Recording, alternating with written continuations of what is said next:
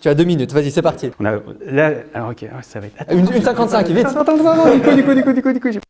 Salut à tous, c'est Goran pour Fun Android et on va enfin la faire cette vidéo, celle que vous attendiez tant. On va parler des 10 meilleurs smartphones par catégorie, en tout cas ceux qu'on préfère par catégorie. Pour les présenter aujourd'hui, on va avoir des invités de marque, on va avoir du Pierre, on va avoir du Sam, on va avoir du Paul, on va avoir du Bruno, bref, le gratin. Pour ceux qui ne sont, ça peut arriver, intéressés que par certaines catégories de smartphones, ce qu'on va faire, c'est que là maintenant tout de suite, on est en train d'afficher les 10 catégories avec leur timecode, donc n'hésitez pas à skipper directement à la partie qui vous intéresse, mais de façon générale, tous les smartphones ont un intérêt et on vous conseille de la regarder de façon globale. Là, j'ai envie qu'on commence un peu fort, vous voyez, de façon un peu corsée. Donc, la première catégorie qu'on va présenter, c'est le meilleur rapport qualité-prix en haut de gamme de 2020. Et pour ce faire, on va faire apparaître Pierre. Et voilà Pierre, donc là tu vas nous parler du smartphone que tu penses être le meilleur rapport qualité-prix en haut de gamme de 2020. Et pour ça, parce que évidemment, les discours à rallonge, on en a un peu marre, tu as exactement 2 minutes, vas-y, c'est parti, c'est à toi. Alors moi je vais vous parler de mon coup de cœur cette année, c'est le OnePlus 8T. Donc OnePlus a été vraiment très prolifique cette année avec le OnePlus 8, le OnePlus 8 Pro. Et donc ça c'est un petit peu le meilleur des deux mondes. Donc on a un téléphone entre 600 et 700 euros. Qui est vraiment pratiquement tout en haut de gamme. Donc pratiquement on va évacuer les choses qui vont pas. L'écran aurait pu être un peu mieux, les couleurs sont un peu cramées. L'appareil photo il n'est pas non plus incroyable, mais rassurez-vous, ça fait le travail. Et tout le reste c'est vraiment très intéressant. OnePlus a vraiment soigné son design. On le voit ici avec la couleur céramique vert jade. Là ça il est beau hein. Ça fait vraiment un très beau téléphone. On n'a pas honte de le sortir. Et il y a d'autres petites choses qui sont intéressantes également dans ce téléphone avec un écran 100 Hz, même si l'écran n'est pas incroyable. C'est toujours appréciable d'avoir un écran 100 Hz.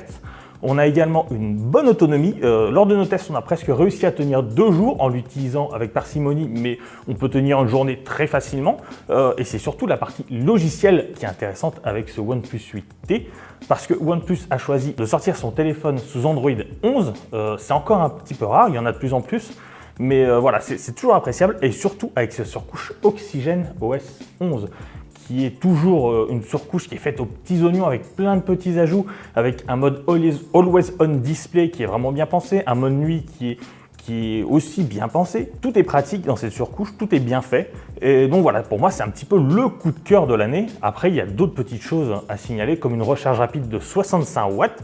Ce n'est pas le premier sur le marché à faire ça, mais c'est toujours appréciable de l'avoir. Par exemple, on peut recharger son téléphone de 0 à 100% en 45 minutes. Je ne sais pas si tu te rends compte. Ah si, c'est Laurent. Avec le chargeur adéquat, bien entendu. Mais c'est vraiment appréciable. Donc pour moi, ce téléphone a tout d'un très haut de gamme, à part quelques petits écueils. Mais pour le coup, c'est vraiment le meilleur rapport qualité-prix. C'est un excellent téléphone. Ah t'es chaud, pile 2 minutes. Et ouais. Merci beaucoup. Et puis merci à toi. Je pense qu'on se revoit très bientôt. À tout de suite.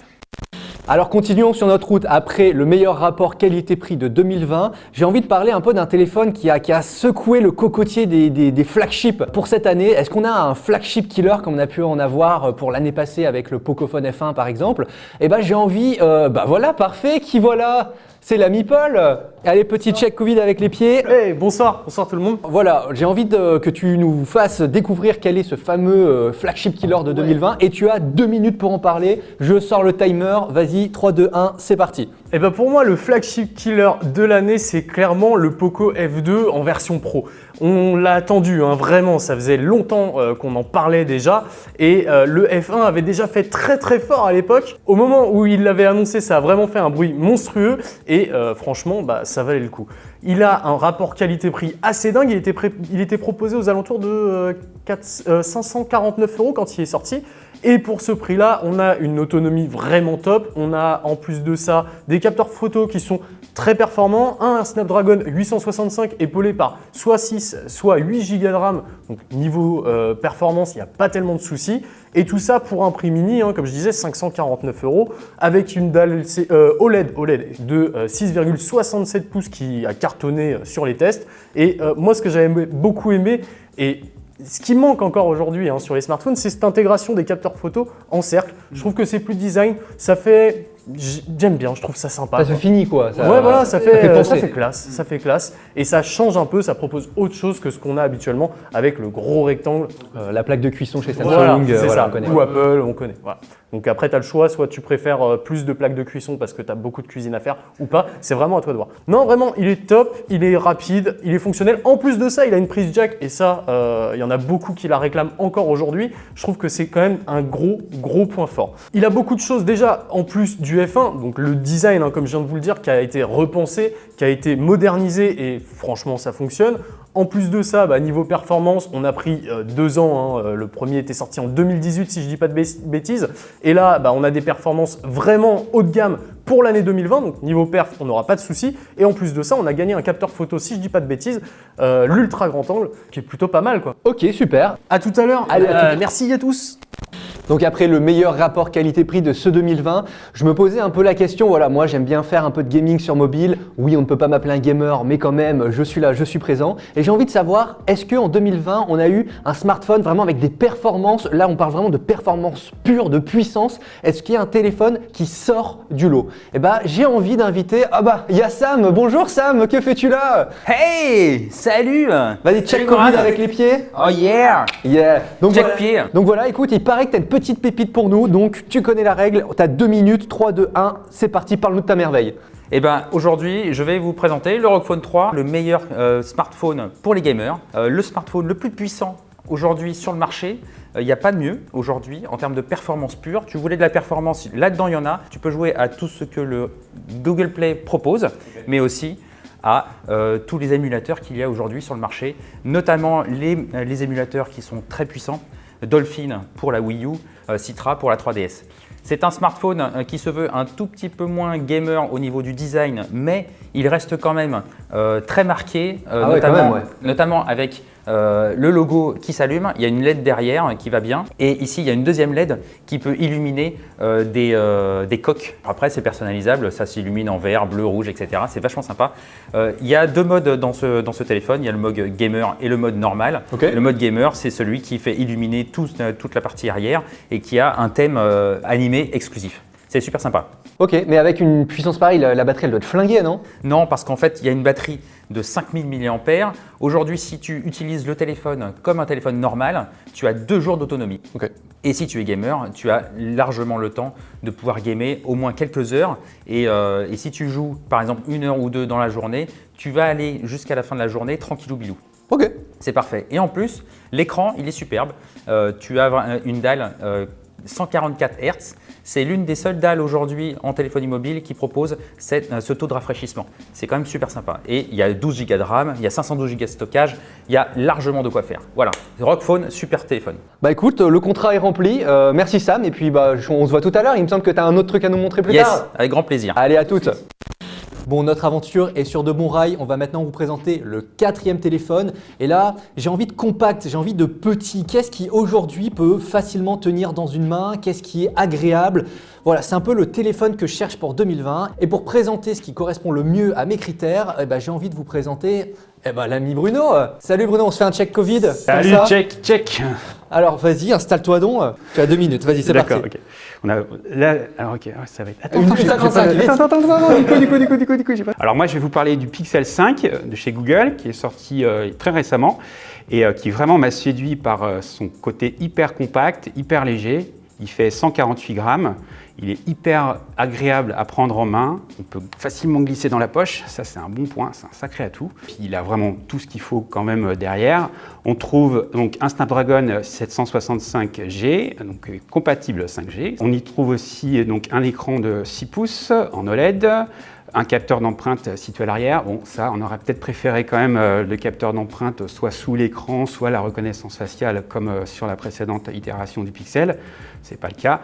Bon, on ne peut pas tout avoir non plus, hein.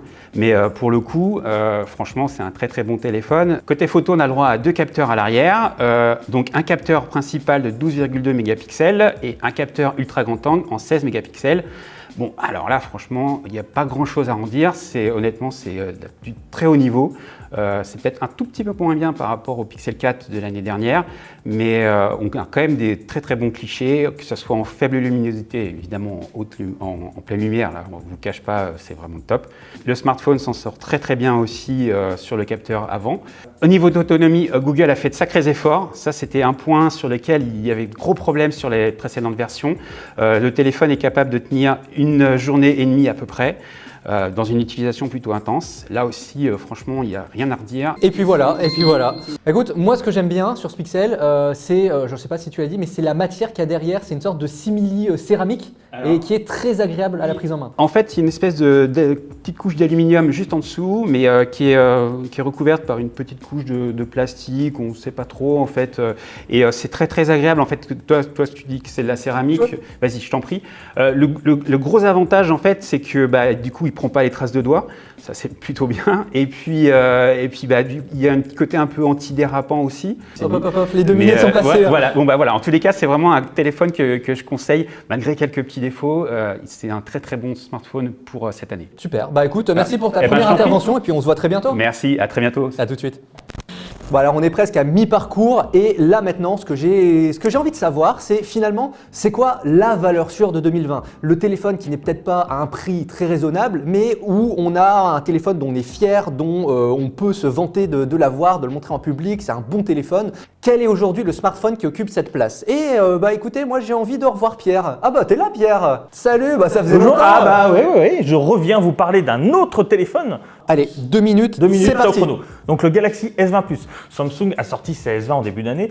Il y en a eu beaucoup. Il y a eu le S20, le S20 Ultra, il y a eu le S20 Lite et il y a eu le S20 Plus qui est pour moi mon préféré parce qu'il représente tout ce qu'on attend d'un haut de gamme.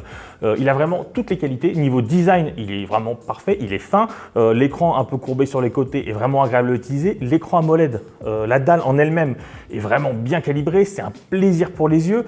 La coque est faite en polycarbonate, elle est solide, elle est résistante. C'est pas non plus super beau, mais c'est acceptable. On n'a pas peur de le sortir. Non, il est pas moche. Il est pas moche, non, c'est un petit peu le téléphone entre guillemets vanilla. Il apporte tout ce qu'on attend d'un haut de gamme. Donc on a parlé de l'écran, on a parlé du design, mais aussi l'appareil photo qui est vraiment bon. Si vous aimez prendre des photos avec votre téléphone, des belles photos, faut prendre un S20 Plus. Il y a un capteur de 64 mégapixels, si je dis pas de bêtises, faudra vérifier ma fiche. Voilà, c'est vraiment un peu la valeur sûre. Bon, il coûte un peu plus de 1000 €, c'est sûr, la qualité se paye, mais avec ça, Samsung ne déçoit pas. Après, il y a quand même une toute petite chose que je lui reproche, c'est son autonomie. On tient une journée avec, pas plus. C'est le sacrifice qu'il faut faire pour avoir le meilleur téléphone du marché, en tout cas techniquement. Et surtout, on peut aussi parler de la surcouche de Samsung qui est maintenant bien rodée et qui est bien agréable à utiliser. Elle s'appelle comment déjà?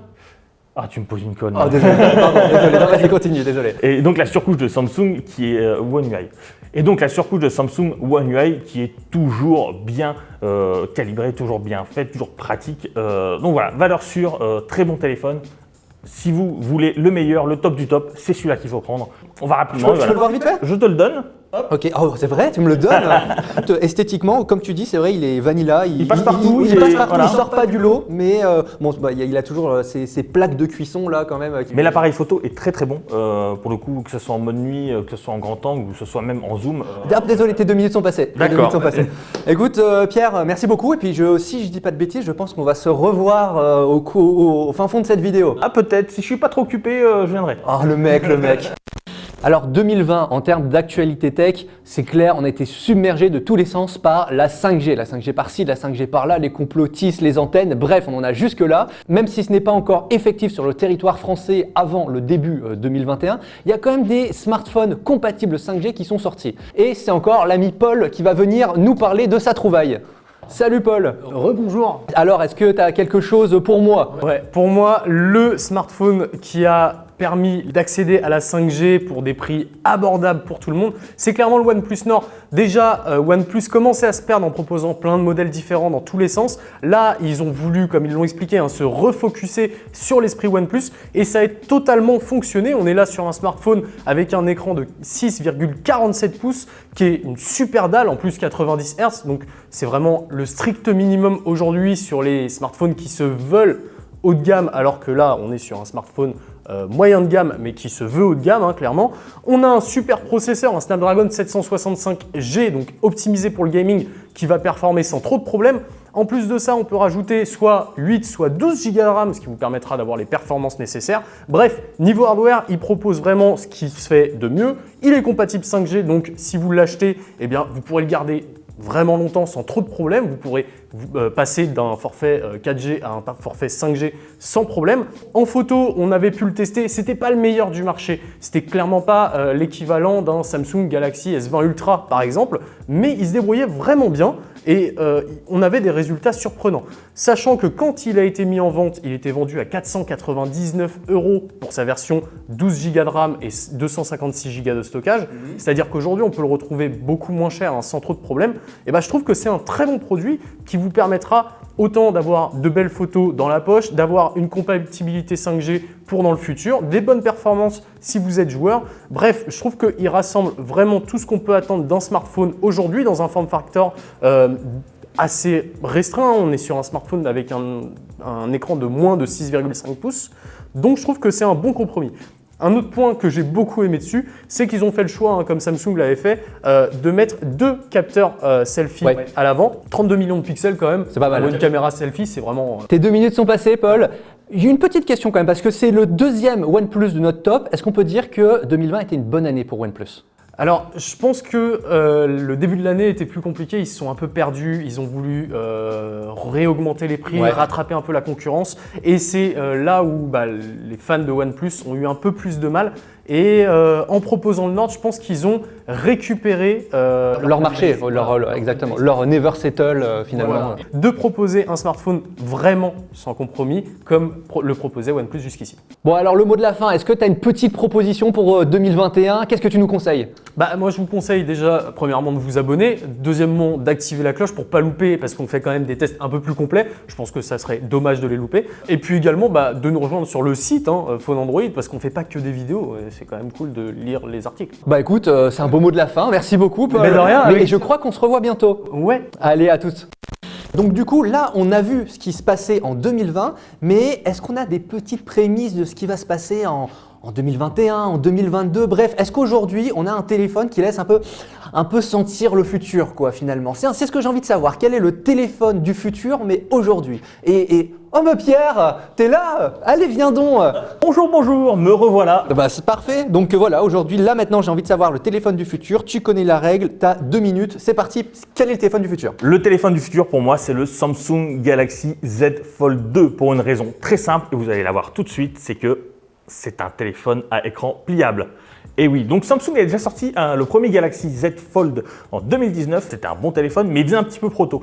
Avec ce nouveau téléphone, Samsung vraiment nous propose quelque chose qui est bien adapté à ce grand écran qui est de plus de 7,7 pouces, qui est pratique à l'utilisation, qui est beau, c'est du 120 Hz adaptatif, c'est de l'écran Super AMOLED. C'est vraiment intéressant à utiliser pour regarder des vidéos, pour jouer à des jeux vidéo. Ça change vraiment la manière dont on utilise même le téléphone. Donc voilà, c'est un avant-goût du futur. L'écran pliable est solide. Il y a eu des petits problèmes avec le premier modèle. Ici, on n'a pas de soucis particuliers, nos collègues n'en ont pas non plus. Donc voilà, c'est vraiment un produit qui est abouti, qui est beau et surtout qui est pratique à l'utilisation parce que bon, on ne va pas sortir toujours son téléphone en le dépliant dans la rue comme ça. Samsung a inclus un petit écran de 6,6 pouces en façade. Donc ceux qui connaissent le premier modèle se souviennent que c'était déjà le cas sur le premier, mais qui prenait seulement la moitié de la façade. Là, on a vraiment deux téléphones, un vrai écran, quoi. Un vrai écran, c'est juste pour checker ses mails dans le métro, pour checker Twitter, même pour regarder une vidéo, ça suffit. Après, on peut utiliser le grand écran pour autre chose et surtout la surcouche de Samsung est plutôt bien adaptée à cette pliure. On peut l'utiliser un petit peu comme un PC en mettant en mettant le clavier sur l'écran du bas ou une vidéo sur l'écran du haut. Alors bien sûr, ça remplace pas un PC, mais ça apporte quelque chose en plus. Ça change la manière dont on utilise l'objet et c'est un petit peu la révolution qu'on attend de voir un petit peu se démocratiser en 2021 ou 2022. On sait qu'il y a Microsoft qui s'est aussi engouffré dans la brèche. Hop. Et j'ai terminé. Moi, ce que je voulais savoir, allez, c'est le petit bonus. Toi, pour pour toi, la technologie, ça y est, elle commence à être aboutie, la technologie du pliable? Alors pour moi, la technologie est presque aboutie, étant donné qu'il y a pour l'instant, il n'y a que Samsung qui l'utilise, donc on est un petit peu enfermé dans l'écosystème Samsung, mais on attend de voir ce que Android va proposer dans le futur, ce que les autres constructeurs vont proposer dans le futur à des prix qui sont plutôt abordables, parce que pour l'instant, ça reste quand même très cher. C'est un téléphone à plus de 2000 €. Faut les sortir. Surtout que dans un an, il y a le Z Fold 3 qui va certainement sortir. Donc voilà, c'est un petit peu l'avant-goût du futur. Le téléphone, si vous avez crédit limité, vous achetez celui-là. Super, bah écoute Pierre, merci beaucoup pour tes 3 interventions. Bah merci à vous. Bah écoute, à bientôt. Ciao. Ciao. Et nous sommes déjà au 8e téléphone qu'on va vous présenter. Et là, on a déjà vu avec le Samsung G20 un téléphone qui est de façon générale bon partout. Mais là, j'ai envie de quelque chose qui est vraiment excellent, quelque chose qui est au-dessus du lot, mais qui a un petit truc dérangeant, qui a quelque chose, on ne peut pas vous le conseiller, mais qui est vraiment presque parfait sur tout. Est-ce qu'il y a quelque chose qui existe comme ça en 2020? Et il y a, c'est marrant, il y a encore Bruno qui traîne dans le coin. Salut Bruno. Rebonjour. Bah écoute, ça tombe bien parce que tu en parles. Moi, j'ai le téléphone idéal. C'est le Mate 40 Pro de chez Huawei. Et bah 2 minutes, c'est parti. Si vous cherchez un téléphone performant, qui a un look plutôt sympa, avec ses bords incurvés, qui est hyper autonome parce qu'il est capable de tenir au moins 2 jours tranquillement au niveau de la batterie, qui est extraordinaire au niveau de la photo, et ben franchement c'est celui-là qu'il vous faut. Par contre, il y a un petit souci, c'est que comme vous le savez, sur tous les modèles de Huawei qui sortent actuellement, il n'y a pas les services Google. Donc ça, pour le coup, il faut vraiment s'y attendre parce que quand on achète ce genre de téléphone, il faut savoir qu'il n'y a pas les services Google et il faut vraiment s'attendre à ça. Il faut être vraiment dans le bain et se dire que du coup, il va falloir faire l'impasse sur certaines choses, notamment le Play Store, Google Gmail, Google Maps qui ne fonctionne pas. Voilà, il y a tout l'écosystème en fait Google qui n'est pas intégré à ces téléphones. Alors, Huawei a fait quand même bien les choses parce que depuis un an, honnêtement, depuis le Mate 30 Pro qui est sorti en octobre de l'année dernière, ils ont fait de gros efforts et on a maintenant en fait une fonctionnalité qui s'appelle Petal Search, qui est un petit modèle, un petit module de recherche et qui permet en fait d'aller installer directement tous les APK, quasiment toutes les applications dont on a l'habitude sur Android. Bon, évidemment, là encore, il y a des fois où ça ne se passe pas très très bien et les applications elles ne fonctionnent quand même pas, quoi qu'il arrive. C'est le cas notamment de Google Maps, mais pour le coup, en fait, c'est une très très bonne alternative à tout ce qu'on peut trouver habituellement sur le Play Store. Franchement, c'est un téléphone qui est extraordinaire au niveau de la photo. On avait fait une vidéo il n'y a pas très longtemps face à face avec l'iPhone 12 Pro Max. Pour le coup, il n'a vraiment rien à envier au modèle d'Apple. C'est vraiment le téléphone en plus qui est aussi taillé pour la 5G. Bon, ça, c'est même pas la peine de le préciser. C'est un nanomètre qui a une super bonne batterie, comme je le disais tout à l'heure. Il a l'air, de toute façon, on avait fait une vidéo comparative avec l'iPhone Pro Max, l'iPhone 12 Pro Max. Clairement, ça a l'air d'être une bête de compète. Le design, je suis un peu moins fan parce que c'est vrai qu'on dirait un peu un iPod vu de dos, mais c'est un très bon téléphone. Moi, Petal Search, je ne connais pas forcément, mais est-ce que ça pallie vraiment au manque de services Google? C'est plutôt bien fichu quand même. Est-ce que ça compense vraiment?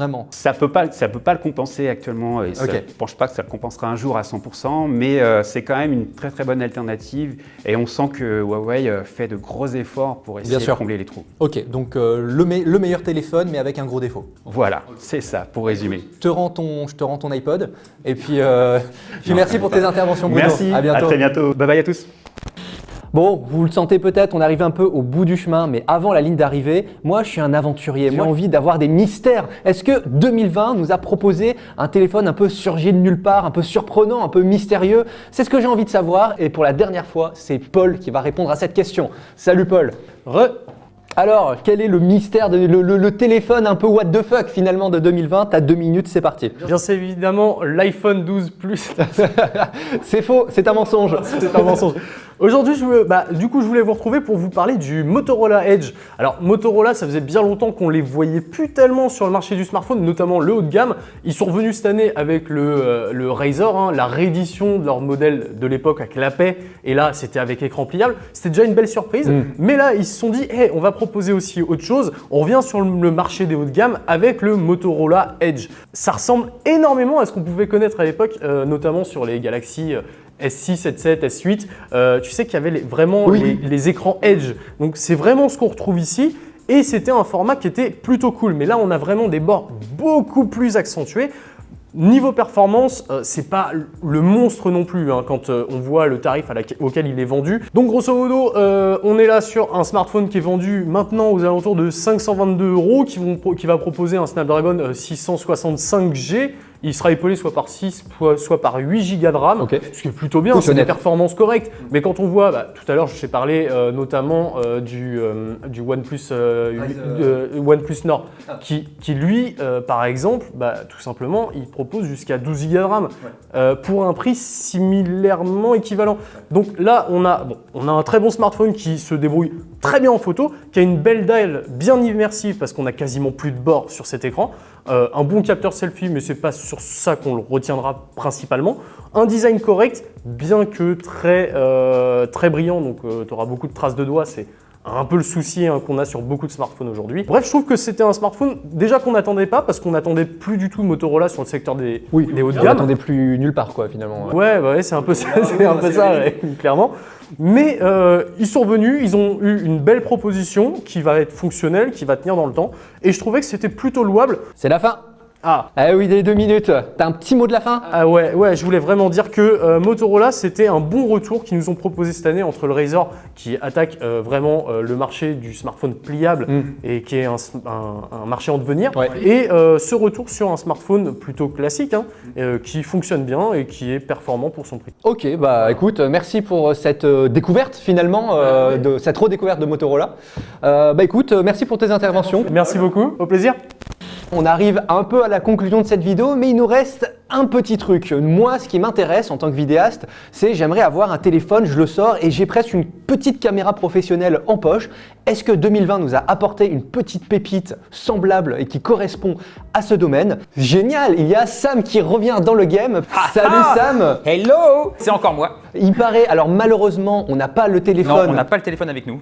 Voilà, on l'a eu, attention. On a pu l'avoir puisque vous avez vu quand même les débats qu'on a pu avoir avec Bruno contre le M40. Donc c'était vraiment le téléphone, on l'avait eu, on l'a eu en main, on a pu faire des vidéos, on a pu faire des photos, beaucoup de photos et qu'on a pu présenter pendant la vidéo. Et du coup, c'est quoi ce téléphone? Attention, tu as 2 minutes, c'est parti Sam. C'est évidemment l'iPhone 12 Pro Max. Le plus grand téléphone de chez Apple, mastodonte énormissime. Jamais il y a eu un téléphone aussi grand avec une aussi grande dalle, 6,7 pouces, c'est énorme. Mais c'est surtout le meilleur en vidéo aujourd'hui sur le marché. Il y a donc ce triple capteur photo derrière de 12 mégapixels chacun, et il y en a un qui est stabilisé avec le gimbal, le fameux gimbal qui va bien. C'est vraiment fait pour la vidéo, avec bien sûr l'autofocus en direct et permanent sur le sujet. Il suffit de tapoter sur l'écran. Tu as carrément un autofocus sur la personne ou même sur un objet, etc. Quand tu cours par exemple ou quand tu fais des travelling, etc. C'est vachement sympa. Il y a aussi le zoom au niveau son avec la prise en charge de la stéréo. C'est du son stéréo, c'est ça? Exactement. Il y a 2 micros. Il y en a un qui est dans le capteur photo, enfin dans le module photo qui est derrière, et il y en a un sur le côté du téléphone. Et les deux prennent en fait le son pour avoir un son stéréo, et on peut zoomer. Donc ça veut dire que si tu zoomes à gauche, tu as plus de son à gauche. Si tu zoomes à droite, tu as plus de son à droite.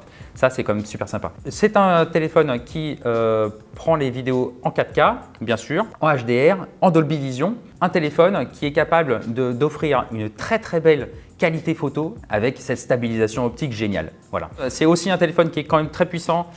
C'est un téléphone qui vaut vraiment le coup, en tout cas chez Apple cette année, plus encore que les autres, parce qu'il a une meilleure autonomie, bien meilleure en tout cas que les iPhone 12 Pro. Ah, les 2 minutes sont passées. C'est avec toi qu'on conclut ce tour d'horizon de ce qu'a été 2020 en termes de smartphone. Est-ce que toi personnellement tu as eu un petit coup de cœur pour 2020? Vraiment le petit truc que tu peux conseiller, même si on n'en a pas parlé jusqu'à présent. Est-ce que tu as un petit truc où tu dis c'est vrai que ça c'est pas mal quand même? Moi, mes smartphones préférés en tout cas cette année, c'est clair. Il y a eu le ROG Phone. Après, c'est vrai qu'il y a ces petits coups de cœur qui vont bien. J'ai beaucoup aimé le Zenfone 7 Pro avec sa petite caméra rotative, par exemple le Xperia 1 Mark II, que j'ai beaucoup aimé parce que c'est ce design Sony très particulier que j'aime beaucoup. C'est le téléphone du cœur quoi. C'est les téléphones du cœur, voilà, exactement. Bon voilà, le tour d'horizon c'est fini. Merci Sam, merci Pierre, merci Bruno, merci Paul. Merci Goran aussi de nous avoir accueillis ici et d'avoir fait Monsieur Loyal, c'était vraiment super. C'est gentil, merci. merci. Pour ceux qui arrivent sur la chaîne, n'hésitez pas à vous abonner parce qu'on a plein de concepts qui arrivent pour 2021. Évidemment aussi, hein, qu'est-ce que tu peux conseiller? D'activer les notifications, bien sûr. De lâcher un petit pouce qui fait plaisir et surtout si vous avez la moindre question sur tous les téléphones dont on parlait, c'est en commentaire. Vous nous connaissez, on est toujours là pour y répondre. Donc lâchez-vous, faites-vous plaisir. Et ça nous fait vraiment plaisir d'avoir les commentaires, d'avoir les pouces bleus, etc. Parce que ça nous encourage aussi à faire d'autres vidéos et à être encore meilleurs. Merci beaucoup. Putain, il est fort ce Sam. Bon ben voilà, c'est tout pour nous. Merci de nous avoir suivis jusqu'au bout. Et puis bonne fête à tous. Allez, ciao. Ciao.